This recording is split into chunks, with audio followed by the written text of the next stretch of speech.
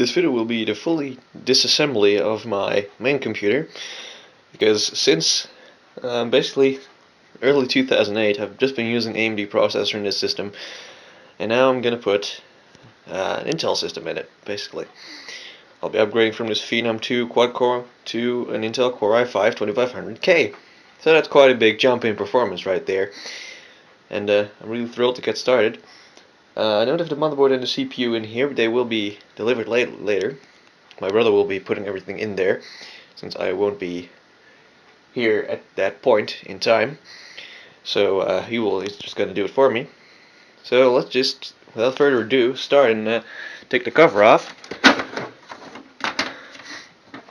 Take a look inside this glorious piece of machinery. Not all that amazing, really. But yeah, this is what I call Molexception. A Molex in a Molex in a Molex in a Molex. Isn't that amazing? Yes, because of all the various fans in this computer. I believe 2 or 3 are actually PWM fans, and the rest is just Molex. But they're low RPM, so it's not like the system is all that noisy. It's actually pretty darn quiet, if you ask me. Unless you're just gonna, bump up the CPU fan. I'm gonna have to do this one two-handed. Right, that was really necessary because, quite frankly, this panel with its Molex connector on this fan right here is kind of linked to the rest of the case, so I can't really put it away if I won't do that. I'm not going to do that on the other side just yet. And now I'm just going to show you what it looks like inside. So basically what I got to do here is make sure no cables are in the way, and that I have everything disconnected. So there's the PCI Express power. Down there are the SATA connectors. This is still SATA 2, so my SSD will see quite big of a speed boost, moving from SATA 2 to SATA 3. Since Vertex 3 SSDs can handle up to 500 megs write and read. So I guess you could say those SSDs go both ways. Right, I'm gonna take the RAM off this board, because this board is just gonna probably end up in the dumpster, because there is no resale value on a broken board like this. I had to pause there a little bit. For some random reason I had to sneeze.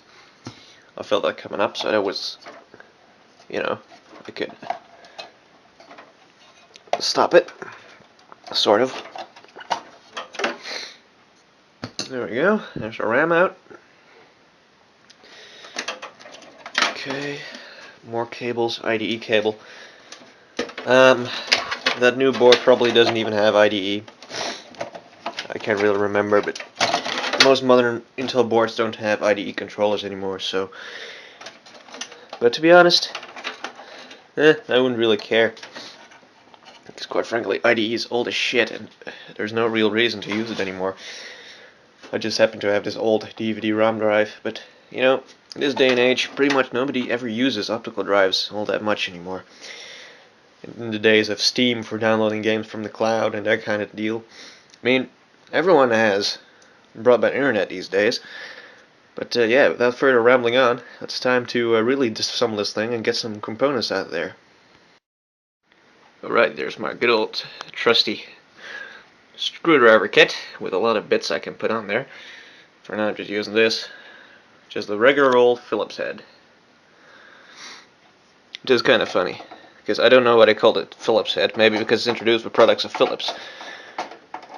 And Philips products are in fact originally Dutch quality, which is decent. I'm just saying that because I guess it's sometimes good to be proud of your country, and I'm a failure with screws. I really dropped one.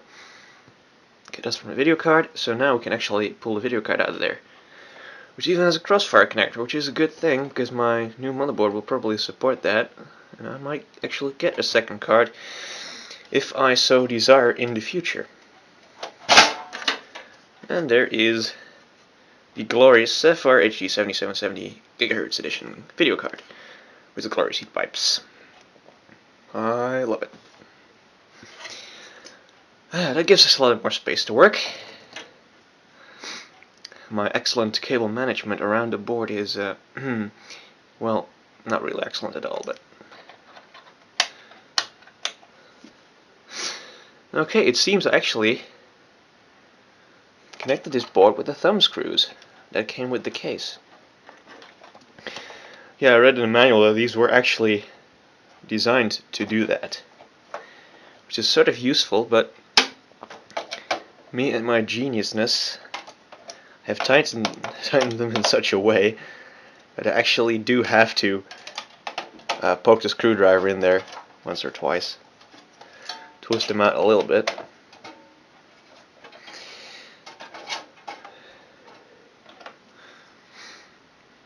Yep, my glorious power supply. Look at those values.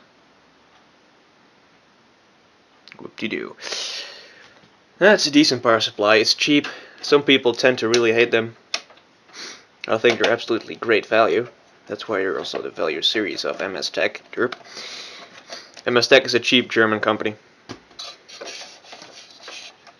that sells good, well, at least somewhat decent products at a low price. You know, I have absolutely no complaints about that power supply. It's been more stable than any other power supply I've had before. I've had an NTEC, and those were pretty darn premium back in the day, but you know, the efficiency on that one, I don't know. I wasn't all that impressed, let me tell you that. Okay, you know what? I'm just gonna pull all these out of there, and we'll continue from there. Okay, we're done. My little thumb screws are out, as you can see there. But that one is so loose, I should be able to pull the motherboard straight out of here. Okay, that is in fact possible. Now we gotta do it in a way that we don't actually... Yeah, this is the classic mismatch of cables. That's just pulling it back in like, no, don't get out of there. And I'm like, yes. You're getting out of there right now. Ouch. Cut open my hand a little bit, which is to be expected, really. Yeah, a big mistake some really darn rookies sometimes make is they actually pick up the motherboard by the cooler. Don't do that. You'll frickin' stress the pins on it, or the cooler itself, and it might actually become a little bit loose from the base it's screwed onto if you haven't done so in the tightest way possible. Some people tend to forget that, and in the end, you're getting pretty much fucked, or your PC starts overheating at some point, because they allowed to get too much space between the coolant and the cooler. Alrighty, now this whole case is black again and waiting for, well, pretty much the transplant, I'm guessing. What the word would be. I'm not going to take out anything else. I just want to disassemble this part, or just get all the components out. The IDE cable, the XMS3 memory, 8 gigs, the video card, and the old motherboard. You know what? While I'm at it, I'll pick up the motherboard again. I'll show you. That's what it looks like. It's a MSI 870C45. It has a number of problems. Right now it's having big memory problems, which is probably related to the CPU on it, which is a Phenom 2 X4 955 Black Edition. It's a pretty decent CPU, I guess. Well, better than the Athlon 2 quad core I had in there before. But it's a little bit more unstable too. It's really picky about its memory. So there are two possibilities in that problem. That's either the memory controller in the Phenom is bad,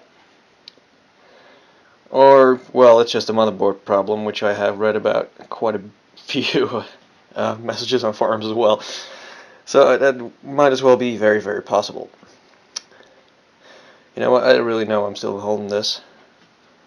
I'll just put it down, put the case a little bit up ahead, and then we'll take a better look at it. There we are. So that's the big ass Cooler Master fan on the cooler. Yeah, this mother actually still has a floppy connector right here, which is funny. It's not that amazing, just 6 SATA 2 ports, whatever. You know, the thing about this board is, it has a broken USB port. I went to a LAN party, somebody stuck a USB stick in there and he said, "Oh, it's not fitting," and it just forced it in there and now it's broken. Let's see, take a look at that. It's totally kaput. The moment you put something in there, it will just show some blue sparks and the system will just cut out. Luckily.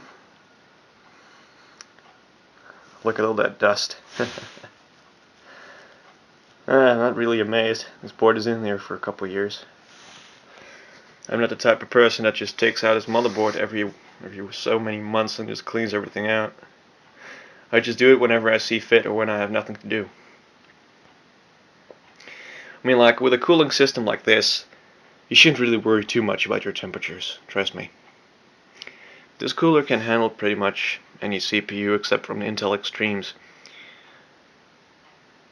Because yeah, it even was able to cool this Phenom 2, which is a 125 watt TDP CPU, down, even though it was overclocked to 3.8, which makes it, well, I also had to raise the voltage, so, you know, in the end the heat output was far exceeding the original. It was about, I believe, 160, 180 watts. And, well, it didn't really go over 55 degrees Celsius, so I guess that's pretty good, ain't it? It's a couple hours later now, and the i5 and new motherboard have been installed. And, well, everything should be working right now. It's been tested and Windows 8 is booted successfully and everything was initialized successfully, so let's just check it out. So it now has the Intel Core i5 2500K. Oh, whoops, something is happening. I'm guessing it's okay, yep. Here's the UEFI BIOS, provided by Asus. There we go, let's grab this one.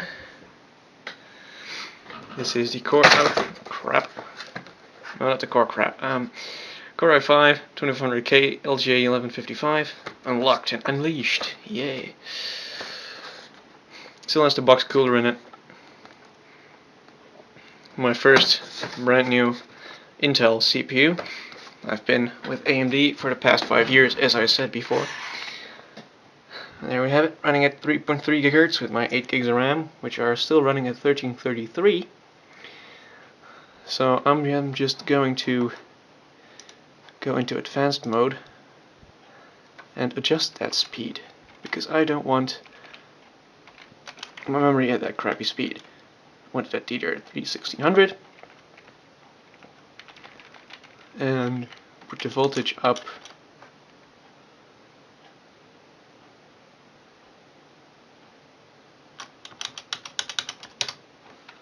1.65 volts. That's what it's rated for. So, okay. CPU configuration.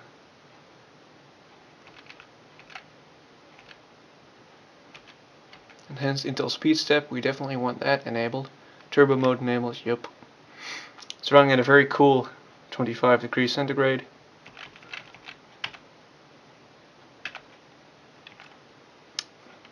.600 RPM as lowest.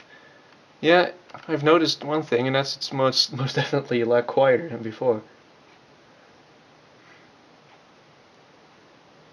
Yeah, it's quite a little bit quieter in there. Although there is a little bit less of blue light in there also. But, that's just because I don't know what it's called again. Oh yeah, the CPU phase power LEDs are not on this board. This is a ASUS P8 P67-M motherboard, I believe. Everything is configured as I wanted to. I'm not going to bother overclocking just yet before I've done some research on it. Like I said, I haven't overclocked an Intel CPU in a whole lot of years, so I'm not quite sure how this would work. Yes, I'll just save configuration, reset, and boot into Windows. and everything should be fine.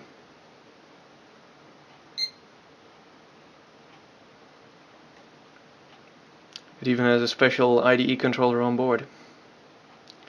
Tee-hee.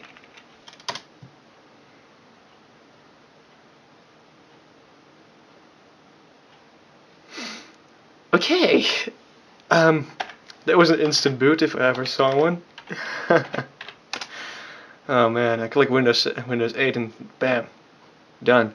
Yeah, that SATA 6 gigabit controller is definitely helping out here in terms of performance. Holy. I can show the experience index right now. As you can see there, it's now 7.4. My GPU is now the weakest link. I know that. I might possibly buy a second one of these at some point in time. Then I can run Crossfire. That would be neat. Whoop-de-doo. So my PC is now upgraded to Intel. And it's working quite amazing. Alright, I hope you enjoyed this video. I thank you all for watching.